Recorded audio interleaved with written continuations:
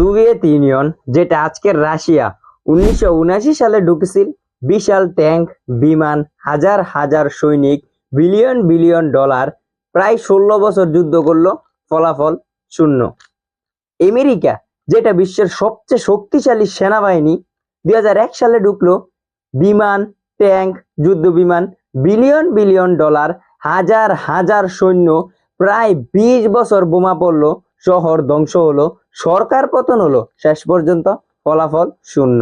যেখানে KGB, CIA, এমনকি মোসাদের মতো বড় বড় গোয়েন্দা সবাই এসেছিল, সবাই সব কৌশল ও অস্ত্র আনা হয়েছিল, কিন্তু এই পাহাড়ি মাটিতে কোনো শক্তি চিরতরে জয় করতে পারেনি। যেই দেশটি শতাব্দীর পর শতাব্দী ধরে বিদেশি শক্তির কবরস্থান হয়ে আছে। তো এতক্ষণ আপনারা নিশ্চয়ই বুঝে গেছেন কার কথা বলতাছি।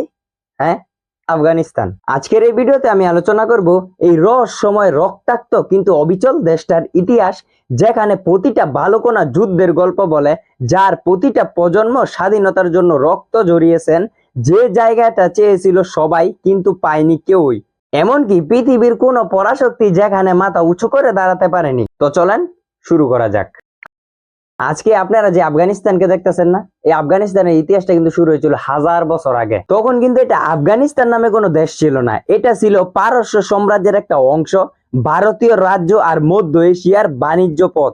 আর তখন এই অঞ্চলটার নাম ছিল আরজানা, যেখান দিয়ে সিল্ক রোডের কাফেলা যেত। আর ওই যে আলেকজান্ডার দা গ্রেট ভারতবর্ষে আক্রমণ করেছিল না, এটা কিন্তু এই রোড দিয়ে আক্রমণ করেছিল। তারপর এই মাটিতেই ছড়িয়েছিল বৌদ্ধ ধর্ম, এবং বিশাল সেই বমিয়ান বৌদ্ধ মূর্তিটা ছিল না, এটা কিন্তু এই অঞ্চলেই তৈরি হয়েছিল, যা 2001 সালে তালেবান সরকার ধ্বংস করে দেয়। আর আফগানিস্তানের ইতিহাসে টার্নিং পয়েন্ট আছে 7ম শতাব্দীতে, যখন খোলাফায়ে রাশিদিনের আমল ছিল, এবং তখন কিন্তু খোলাফায়ে রাশিদিন পারস্য সাম্রাজ্য আফগানিস্তানে পৌঁছায়। আর এরপর থেকে কিন্তু আফগানিস্তানে ধীরে ধীরে ইসলাম ধর্মের চর্চা শুরু হয়। এরপর 997 থেকে 1330 সাল পর্যন্ত গজনবী ও গুরিদ রাজবংশের অধীনে আফগানরা মুসলিম বিশ্বের কেন্দ্রে পরিণত হয়। এরপর মুহাম্মদ গজনবী থেকে শুরু করে দিল্লির সালতানাত পর্যন্ত আফগানদের প্রভাব বিস্তার ঘটে। আর এই সময়ের মধ্যে কিন্তু আফগান জাতির মধ্যে জন্মের স্বাধীনতার বীজ। কোন বিদেশি শক্তি আমাদের দেশে নয়, এই ভাবনাটা তাদের রক্তে মিশে যায়। তো এখান থেকে একটা বিষয় মাথায় রেখেন যে আজকের যে আফগানিস্তান এত সাহসী, যেখানে বড় বড় শক্তিধর হার মেনে যায়, যেখানে বড় বড় শক্তিধর টিকতে পারে না, সেটা কিন্তু এই আফগানিস্তানে মুসলিম শাসক যখন থেকে প্রবেশ করে, তখন থেকে কিন্তু তাদের মনে এই চিন্তাটা জন্মে। এখন চলেন মূল বিষয়গুলো নিয়ে আলোচনা করা যাক। 1947 খ্রিস্টাব্দ বাদশাহ আহমদ শাহ দুরানি আফগানিস্তানের ক্ষমতা গ্রহণ করে এবং দেশের প্রথম আধুনিক শাসক হিসেবে সুপরিচিত হয়। আর উনি কিন্তু আফগানিস্তানকে প্রথম স্বাধীন ঘোষণা করে, এবং এই দুরানির হাত ধরে কিন্তু আফগানিস্তানের স্বাধীনতা লাভ করে। কিন্তু তার হাত ধরে তাদের মনে স্বাধীনতার মনোভাব এলো, তাদের ভাগ্যে ছিল না কোনো শান্তি। আসলে এটা ভৌগোলিক ভাবে এমন এক স্থানে অবস্থিত, যেখান দিয়ে যেতে হয় ইউরোপ থেকে এশিয়া, পারস্য থেকে ভারত, যার ভৌগোলিক কারণে এই জায়গাটা পুরো বিশ্বের চোখে পড়ে যায়। 18 শতক থেকে 19 শতকে ইউরোপে চলছিল এক গোপন প্রতিযোগিতা, একদিকে ব্রিটিশ সাম্রাজ্য, অন্যদিকে রাশিয়ান সাম্রাজ্য। মানে তখন রাশিয়া এবং ব্রিটেনের মধ্যে প্রতিযোগিতা চলছিল যে কে মধ্য এশিয়াতে বেশি প্রভাব বিস্তার করতে পারে। ইতিহাসে এই প্রতিযোগিতাটাকে বলে দ্য গ্রেট গেম। আর এর মধ্যে কিন্তু ব্রিটিশরা তখন ভারতবর্ষ দখল করে ফেলে।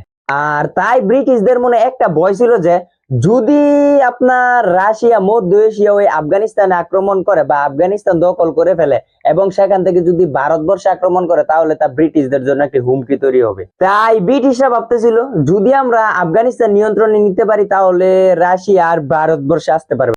আর এটা ভেবে ব্রিটিশরা তৎকালীন আফগান রাজা দোস্ত মুহাম্মদকে ক্ষমতা থেকে সরিয়ে নিজেদের পছন্দের মতো একজন রাজা শাহ সুজা দুরানিকে ক্ষমতায় বসান। আর তাদের দাবি ছিল যে আমরা রাশিয়া থেকে ভারতকে মুক্ত করেছি। আসলে এটা যে তাদের আফগানিস্তান নিয়ন্ত্রণের একটা কৌশল, এটা কিন্তু তখন বুঝতে পারেনি। কিন্তু প্রকৃতপক্ষে এটা ছিল আফগানিস্তানকে নিয়ন্ত্রণে আনার ঔপনিবেশিক চেষ্টা।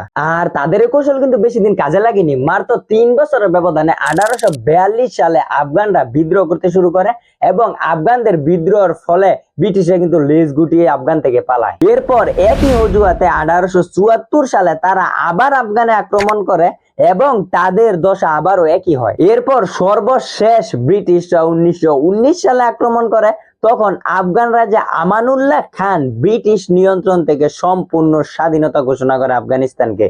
আর তখন কিন্তু তাদের মধ্যে একটা লড়াই চলতে থাকে, কিন্তু এই লড়াইও কিন্তু আফগানরা জয়ী হয় এবং একই বছর অর্থাৎ 1919 সালে ট্রেড অফ রাউলপিন্ডিতে ব্রিটিশরা আফগানিস্তানের সম্পূর্ণ স্বাধীনতা স্বীকার করেন। আর এই স্বাধীনতার পর 1919 সাল থেকে 1978 সাল পর্যন্ত আফগানিস্তান চলে রাজতান্ত্রিক নিয়মাধীন, অর্থাৎ তাদের মধ্যে আসলে গণতান্ত্রিক কোনো সরকার ছিল না, আসলে তাদের দেশে তখন রাজতন্ত্র চলতেছিল। এর মধ্যে বিভিন্ন শাসক আফগানিস্তানে আধুনিকায়ন করার চেষ্টা করলেও রাজনৈতিক অস্থিরতা ও উপজাতিদের দ্বন্দ্ব চলতেই থাকে।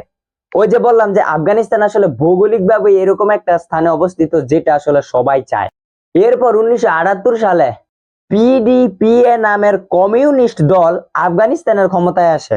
আর তাদের উদ্দেশ্য ছিল মূলত আফগানিস্তানকে একটি কমিউনিস্ট রাষ্ট্রে পরিণত করা। আর রাশিয়া কিন্তু তলে তলে এটাই চেয়েছিল। আর তখন কিন্তু পুরো আফগান জুড়ে একটা আন্দোলনের সৃষ্টি হয়, যেটাকে বলা হয় মুজাহিদিন আন্দোলন, যার ফলে কিন্তু কমিউনিস্টদের এই আশা আর পূর্ণ হয়নি। তাই 1979 সালের ডিসেম্বরে আজকের রাশিয়া তথা তৎকালীন সোভিয়েত ইউনিয়ন আফগানিস্তানে সরাসরি প্রবেশ করে। আর তাদের উদ্দেশ্য ছিল আফগানিস্তানে কমিউনিস্ট দলকে সাপোর্ট করা এবং মধ্য এশিয়ায় তাদের প্রভাব বিস্তার করা। এবং টানা 16 বছর তাদের মধ্যে যুদ্ধ চলতে থাকে। আর এই যুদ্ধে সব মিলিয়ে প্রায় 1.5 লাখেরও বেশি সৈন্য মারা যায়, বিলিয়ন বিলিয়ন ডলার খরচ হয়। কিন্তু ফলাফল আফগানিস্তান জিতে গেল, আবারও সোভিয়েত ইউনিয়ন লজ্জাজনক ভাবে পরাজিত হলো। আর আফগানরা এই যুদ্ধে সফলভাবে জিতলেও কিন্তু তাদের ভিতরকার রাজনৈতিক অস্থিরতা কিন্তু কাটেনি, তাদের মধ্যকার রাজনৈতিক অস্থিরতা কিন্তু ঠিকই চলতেছিল। আর এই রাজনৈতিক অস্থিরতা থাকার কারণেই কিন্তু আফগানিস্তানে বিশাল বড় গৃহযুদ্ধ হয়, যার ফলশ্রুতিতে 1996 সালে আজকের যে তালেবান তারা কিন্তু আফগানিস্তানের ক্ষমতায় আসে এবং আফগানিস্তানকে একটি ইসলামী রাষ্ট্র হিসেবে ঘোষণা করে। আর তখন থেকে কিন্তু আফগানিস্তান পুরো বিশ্বের মধ্যে রাজনৈতিক ভাবে একটা চাপের মধ্যে ছিল। আর এই খারাপ নজরটি দিয়েছিল কারা জানেন? ইউরোপীয় ইউনিয়ন এবং আমেরিকা। আর তখন থেকে ইউরোপীয় ইউনিয়ন এবং আমেরিকার মিডিয়াগুলো পুরো বিশ্বে এটা প্রচার করতে থাকে যে আফগানিস্তান নাকি শরিয়া আইনগুলো জোর করে আফগানিস্তানে প্রবেশ করাচ্ছে, বিশেষ করে নারীর অধিকার সংকুচন এবং মানবাধিকার লঙ্ঘন করছে। এটাই ছিল তাদের সবচেয়ে বড় অভিযোগ, যার ফলে কিন্তু ইউরোপীয় ইউনিয়ন এবং আমেরিকার একটি দেশও কিন্তু তালেবানকে স্বীকৃতি দেয়নি। আর এইভাবে কিন্তু অনেকগুলো বছর কেটে যায়। এরপর 2001 আমেরিকা সরাসরি আফগানিস্তান আক্রমণ করে এবং তালেবান সরকারকে ক্ষমতাচ্যুত করার জন্য সকল প্রকার চেষ্টা চালিয়ে যায়। আর এটার কারণ হিসেবে কিন্তু বলা হইতেছিল 2001 সালে 11 সেপ্টেম্বর আমেরিকা টুইন টাওয়ার আক্রমণ হয়েছিল না, যেটাকে 9/11 বলা হয়। আমেরিকার দাবি ছিল যে এই আক্রমণটা করেছিল আল কায়দা এবং এই তালেবান সরকার আল কায়দাদেরকে সাপোর্ট করছে বা আল কায়দাদেরকে আশ্রয় দিতেছে। আর শুধুমাত্র এই উসিলায় আমেরিকা সরাসরি আফগানিস্তানে প্রবেশ করে।